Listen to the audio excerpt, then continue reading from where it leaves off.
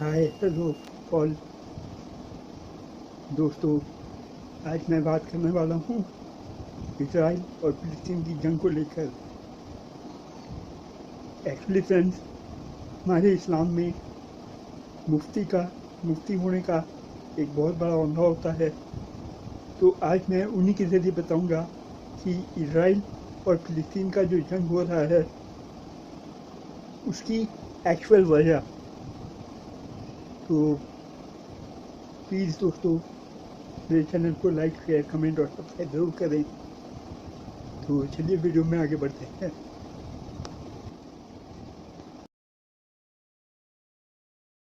अकरम सल्लल्लाहु ताला अलैहि वसल्लम का दौर था ज़ाहिरी ज़िंदगी का।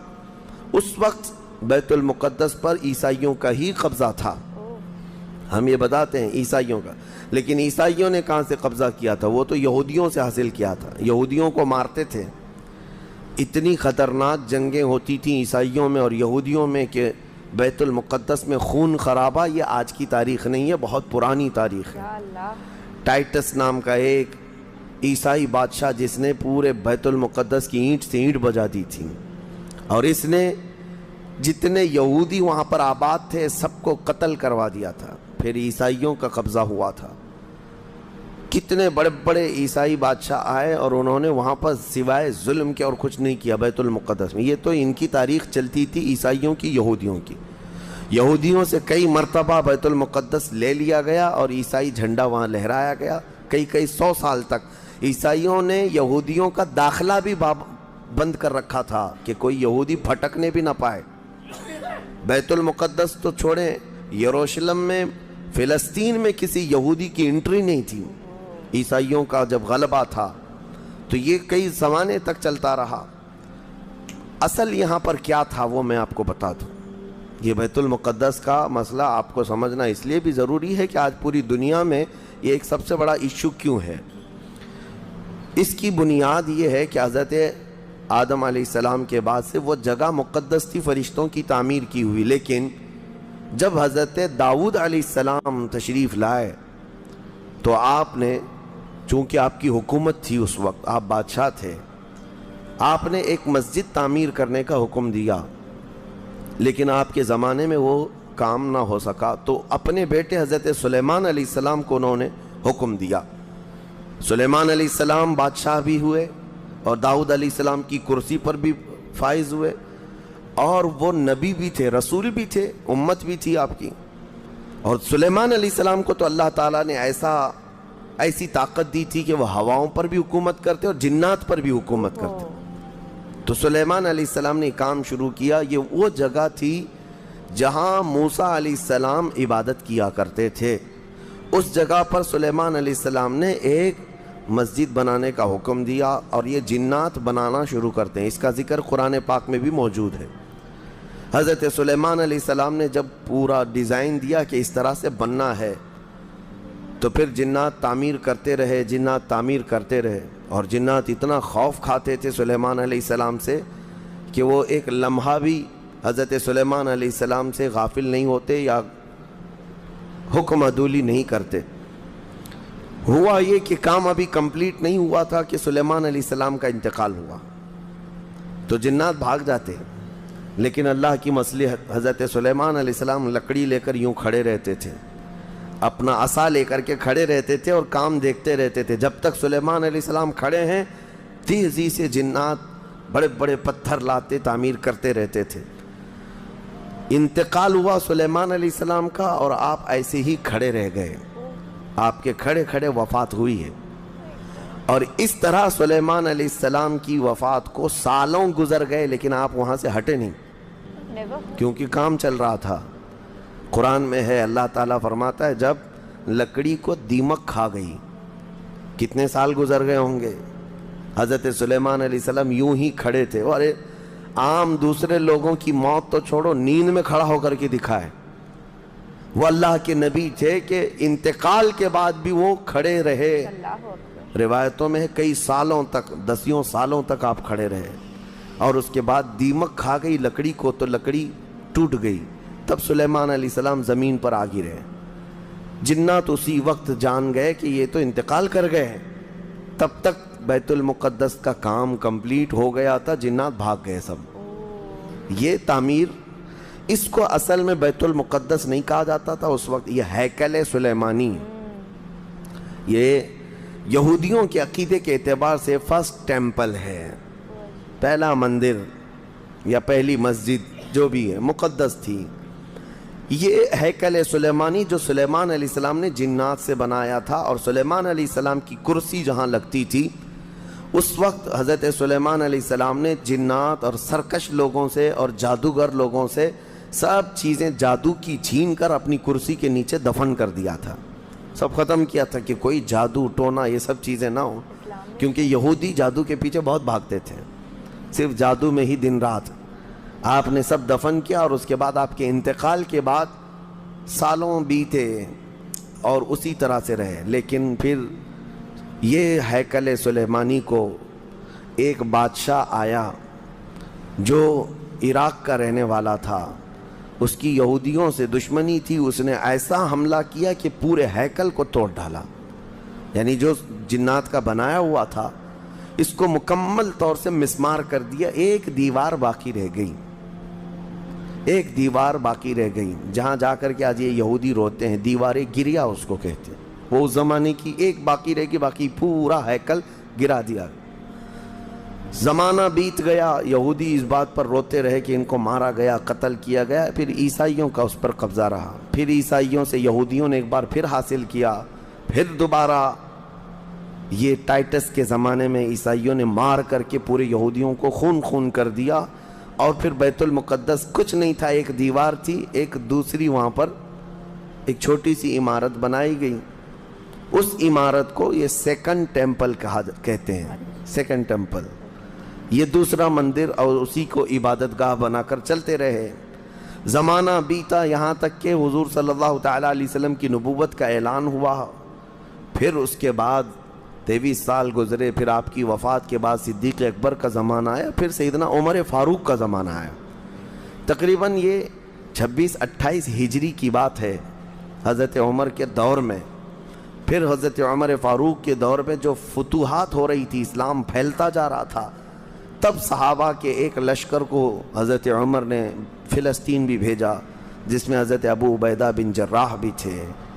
تو ان صحابہ نے اس چھوٹے سے لشکر کو لے کر فلسطین کا معرکہ ایسا سر کیا کہ یہ عیسائی سب جان چکے تھے حالات کیا چل رہے ہیں، سیرنڈر ہو گئے اور کہا ہم جو ہے یہ بیت المقدس کی ساری چابیاں آپ کے حوالے کرتے ہیں، لیکن ایک شرط ہے کہ ہم آپ کے ہاتھ میں نہیں دیں گے بلکہ مسلمانوں کے امیر المومنین کے ہاتھ میں دیں گے، وہ آئیں ہمارے پاس۔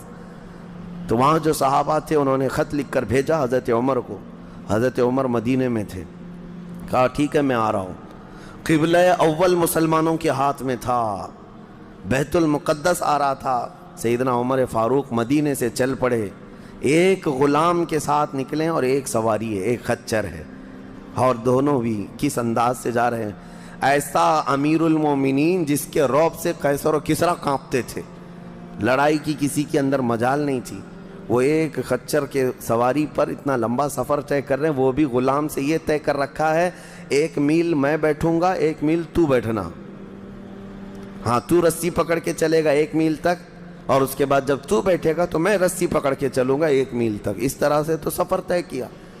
جب فلسطین پہنچ رہے تھے اور اس وقت لوگوں میں خبر تھی کہ امیر المومنین آ رہے ہیں، تو لوگ دیکھنے کے لیے شہر سے بھاگے بھاگے باہر آئے۔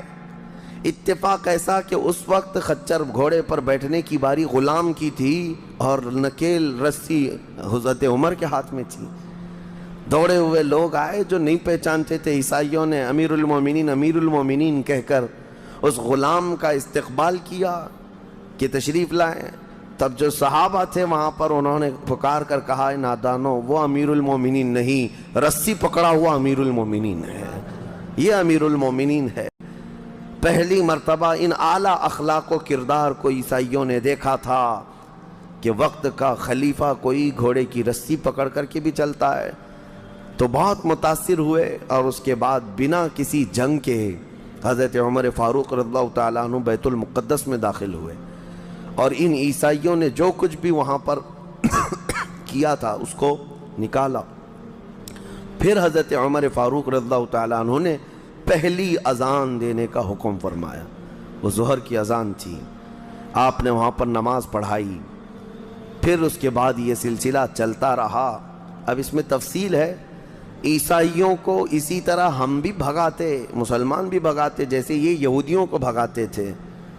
تو انہیں آج بولنا چاہیے تھا کہ مسلمانوں نے زبردستی قبضہ کیا. حضرت عمر فاروق کا عام اعلان تھا کہ جو یہاں پر رہنا چاہے اس کے لیے کھلی آزادی ہے. حتیٰ کہ عیسائیوں کا چرچ بھی تھا پرانا. حضرت عمر نے کہا اس کو توڑا نہ جائے, اس میں عبادت جو ہوتی ہے ان کو اپنی عبادت کرنے دیا جائے. حضرت عمر چاہتے تو اینٹ سے اینٹ بجا دیتے, نکال کر صاف کر دیتے, لیکن آپ نے کھلی اجازت دی. اور عیسائی ویسے ہی باقی رہے. 400 سال تک یہ سلسلہ چلتا رہا. پھر فاطمی دور آیا, یعنی بنو عباس کی خلافت ختم ہوئی.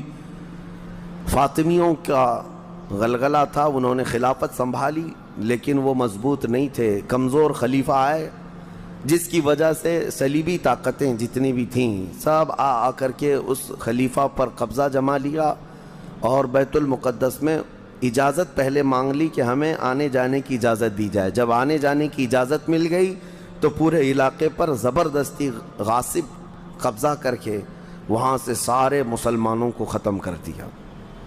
بہت مسلمانوں کا قتل کیا. فلسطین کی سرزمین یہودیوں کے قتل سے بھی بھری ہے, مسلمانوں کے قتل سے بھی بھری ہے, اور یہودیوں نے عیسائیوں کا بھی قتل کیا ہے. لیکن مسلمانوں کا قتل عام کر کے یہ زبردستی فائز ہوئے ہیں. کس پہ؟ بیت المقدس پر. یہ قبضہ جو ہے 87 ایئرز تک چلتا رہا, 87 سال تک.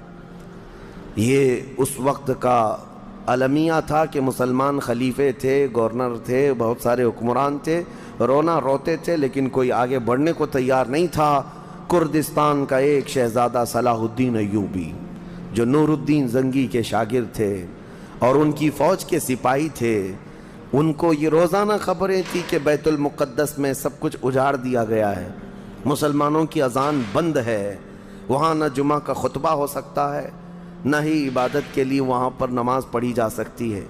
ایک دن گزر رہے تھے, انہوں نے ایک لکڑی کا ممبر بنوایا اور پھر عزم کر لیا کہ یہ ممبر میں بیت المقدس میں رکھ کر کے رہوں گا اور اس سے خطبہ دیا جائے گا. وہ ان کا عزم تھا اور اس پر لے کر کے چلتے رہے. تقریباً آپ نے 17 جنگیں لڑی ہیں, 17 جنگیں لڑی. اور صلاح الدین ایوبی کو جو درپیش مسائل تھے وہ کہا گیا ہے کہ پہلے تو انہوں نے جو روڈ میپ بنایا تھا اس حساب سے ان کو 2 سال کے اندر یہ جنگوں میں فتح کر لینا تھا.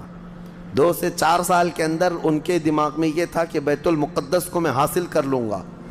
لیکن فرماتے ہیں کہ اپنوں کی مخالفت اتنی تھی, جگہ جگہ سے کوئی مسلمان بیٹھا ہوا ہے, نواب بیٹھا ہے, کہیں کوئی کسی چھوٹے علاقے کا خلیفہ, کوئی گورنر, سب پکڑ پکڑ کر کے ان کی ٹانگ کھینچیں, ان کے فوجیوں میں ورغلائیں اور الگ الگ وسوسے ڈالیں, جس کی وجہ سے پہلے اپنوں سے بھڑتے بھڑتے آپ کو 18 سال لگ گئے.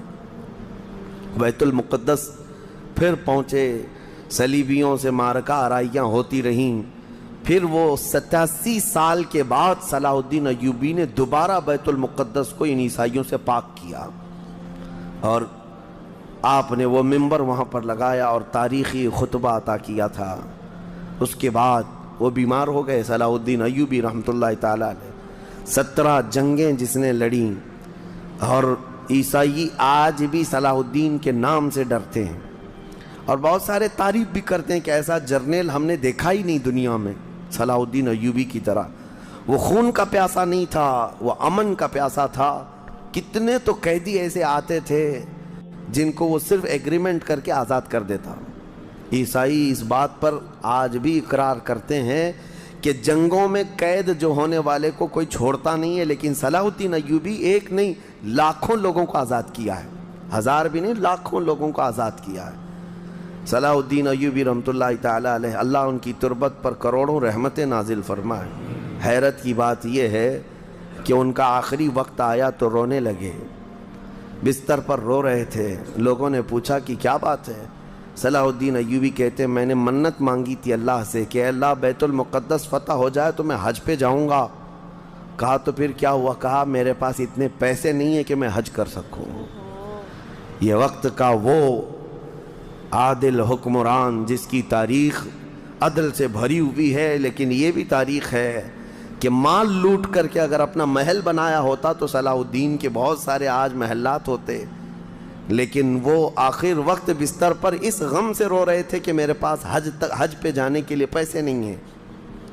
جس کے زیر نگیں کتنے علاقے آتے تھے اس وقت، بہت سارے علاقوں کا وہ خلیفہ. لیکن میرے عزیزو، اسلام کی سچی تاریخ ایسے ہی خلفاء سے ہے، ایسے ہی خلفاء سے نظام ہے. پھر یہ زمانہ چلتا رہا، تقریباً 800 سال گزر گئے. 1921 آیا، 1921. یہ جو گزری ہوئی سینچری ہے ابھی ہماری، یہ فرسٹ ورلڈ وار جب ہوئی، پہلی جنگ عظیم، اس جنگ کے دوران یہودیوں نے زبردستی اجازت مانگی برطانیہ کو ثالث بنا کر کے، کیونکہ جب ترکی کی حکومت ختم ہو گئی، جس کو خلافت عثمانیہ کہا جاتا ہے، جب وہ کمزور ہو کر گر گئی، کیونکہ ان کا دبدبہ تھا، یہ آخری خلافت ہے جو زمین پر تھی. اگرچہ خلافت کے نام سے جو مشہور رہی، تو حضور صلی اللہ تعالیٰ علیہ وسلم کی وفات کے بعد سے لے کر یہ ترکی کی خلافت عثمانیہ تک اس روئے زمین پر خلیفہ ہر زمانے میں کوئی نہ کوئی رہا. لیکن 1921 سے لے کر 1921 سے لے کر اب کا زمانہ آ گیا 2023. اتنے سال، 100 سال گزر گئے، پوری دنیا میں اب کوئی خلیفہ مسلمانوں کا نہیں رہا. بادشاہ تو بہت سارے ہیں، امیر المومنین اور خلیفہ کے نام سے اس روئے زمین پر اب کوئی نہیں. ان ظالموں نے ہماری خلافت کے نظام کو مار ڈالا، ختم کیا، خلافت کو زمین سے ختم کیا. اب لوگوں کو نیا لگتا ہے کہ خلافت کا مطلب کیا ہے. خلافت ایک نظام ہے، پورا نظام ہے. جب ڈیموکریسی ایک نظام ہے، کمیونزم ایک نظام ہے، تو اسی طرح سے خلافت جو ہے میرے مصطفیٰ کے نظام کا نام ہے. جب یہ ختم ہوا تو پھر 1921 میں یہودی جگہ جگہ سے جو مارے گئے تھے، اس وقت جرمن سے بھگائے جا رہے تھے، جینوسائیڈ کیا گیا تھا یہودیوں کا، جرمن میں مارا جا رہا تھا. تو ان کے اوپر دنیا والوں نے چنتک بیٹھک جس کو کہتے ہیں، رحم کرنے کا کئی مرتبہ بیٹھکیں ہوئی. بڑے بڑے لوگوں نے کہا یہودی پوری دنیا میں مارے جا رہے ہیں اور یہ مظلوم ہیں، ان کو کہیں پناہ دی جائے. پناہ دینے کے لیے جب بات آئی تو فلسطین کا ایک چھوٹا سا علاقہ 4000 یہودیوں کو رہنے کی اجازت دی گئی. 1921 سے 4000 یہودیوں کو رہنے کی اجازت دی گئی. اور پھر جب وہ 4000 یہودی رہے تو بڑھتے بڑھتے دنیا بھر سے لوگ ہجرت کر کے یہودی وہاں جاتے رہے. اور تقریباً 1948 1947 1947 جب ہمارے ہاں آزادی کا مسئلہ چل رہا تھا، تب تک یہودی جو ہے لاکھوں کی تعداد میں وہاں جمع ہو چکے تھے. اور جمع ہو کر کے ان لوگوں نے، اور اسی وقت ہٹلر کا دور بھی ختم ہوا تھا اور ہٹلر نے ان کو بہت مارا تھا، جس کو ہولوکاسٹ کہا جاتا ہے، اور بہت زیادہ ظلم کیا تھا. تو یہ سب بھاگ کر کے فلسطین میں جمع ہوئے اور پھر ایک ایگریمنٹ سائن کروا لیا گیا دنیا کی بڑی بڑی طاقتوں سے کہ یہ اسرائیل ایک کنٹری ہے. فلسطین کو 2 حصوں میں بانٹ دیا گیا، آدھا عربوں میں، آدھا یہودیوں میں. فلسطین کے 2 حصے کر دیے. تو آدھا یہودیوں کو ملا تو ٹھیک ہے، لیکن اس کے غصے میں عربوں میں جنگ شروع ہوئی. 1948 کے بعد پھر جنگوں کا آغاز ہو گیا. جارڈن، سیریا، مصر، ان لوگوں نے اسرائیل کے ساتھ، انہوں نے نئی کنٹری کا نام اسرائیل رکھا تھا، جنگ کیا. جب جنگ کرتے رہے، اسرائیل اپنے پیر پھیلاتا رہا اور آگے بڑھتا رہا، کیونکہ اس وقت ان عربوں کے اندر یا جدید ہتھیار نہیں تھے. اسرائیل کو فلی طور پر امریکہ کا سپورٹ تھا، UK کا سپورٹ تھا، یورپ کا سپورٹ تھا. ان تینوں ملکوں کے ساتھ بڑی خوفناک جنگوں میں ان کو پیچھے ڈھکیل دیا گیا، بلکہ جو صحرائے سینا تھا مصر کا، وہ بھی اسرائیل نے قبضہ کر لیا. طور سینا جس کو کہتے ہیں، کوہ طور، وہ بھی ان کے لیے مقدس تھا، وہ بھی حاصل کر لیا. پھر اس کے بعد دوسری جنگ بھی ہوئی تھی مصر کی، تب مصر نے وہ علاقہ واپس لیا اور اسرائیل کو سمیٹنے کی کوشش کرتے رہے. 3 بڑی جنگوں میں ہوا یہ کہ جب جنگ ہوتی رہی اسرائیل پھیلتا رہا. پھر 1978 کے قریب یا 75 کے آس پاس اسرائیل نے پورے طور پر فلسطین کا کنٹرول اپنے ہاتھ میں لے لیا، جس میں بیت المقدس بھی چلا گیا. یہ ہے تاریخ میں آدم علیہ السلام کے زمانے سے لے کر یہاں تک کی بتا رہا ہوں، مختصر جھلکیاں.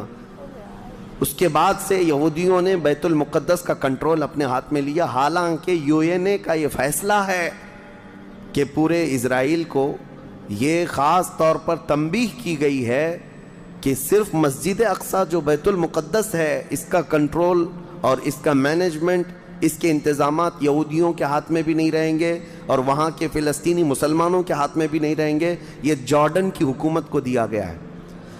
جارڈن کی حکومت جس کو کسٹوڈین آف یہ کہا جاتا ہے بیت المقدس، وہ اس کے انتظام دیکھتی ہے، لیکن برائے نام ہے یہودیوں نے دھجیاں اڑا رکھی ہیں پورے دنیا بھر کے قوانین کی.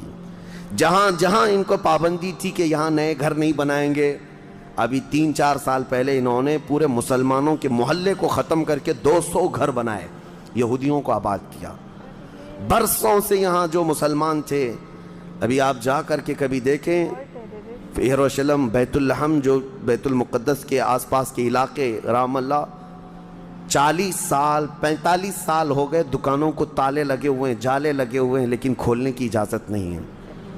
اتنے پرانے وقت سے دکانیں بند ہیں. کہا کہ نہیں، یہودیوں کی طرف سے کوئی یہاں پر کھولنے کی اجازت نہیں ہے، مسلمانوں کے نام پر.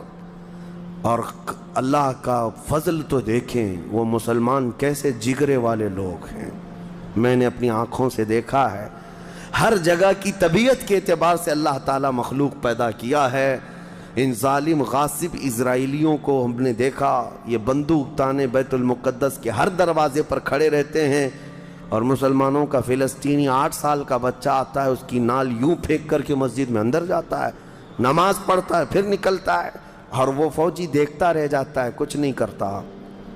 بسا اوقات گولیوں سے برساتے ہیں. روزانہ کا معمول یہ ہے. رات کو گولیوں کی بارش ہوئی، سمیٹ کر کے ختم کیا گیا، زخمی ہاسپٹل میں گئے. دوسرے دن دیکھا عصر کے بعد بیت المقدس کے باہر صحن جو ہے وہاں پر پھر عورتیں، بچے، سب جو روزانہ عصر سے لے کر مغرب تک اپنی روٹیاں، اپنے کھانے لے کر کے آتی ہیں، بیٹھتی ہیں. ایسا لگتا ہے یہاں کچھ ہوا ہی نہیں. مائیں بچوں کو بچپن سے یہ چیز ڈال دیتی ہیں کہ بیٹا اگر تو ابھی گھر سے گیا نماز کے لیے تو ہمیں یہ یقین نہیں ہوتا کہ تیرا جسم آئے گا کہ تیری لاش آئے گی. ہر ماں کا یہ وہاں پر جذبہ ہے، اور یہ حدیث پاک میں موجود ہے. میرے آقا صلی اللہ علیہ وسلم نے فرمایا، لا تزال طائفۃ من امتی، میری امت میں سے ایک جماعت ایسی رہے گی جو قیامت تک حق کے لیے لڑتی رہے گی، اور اللہ ان کا ناصر و مددگار ہوگا.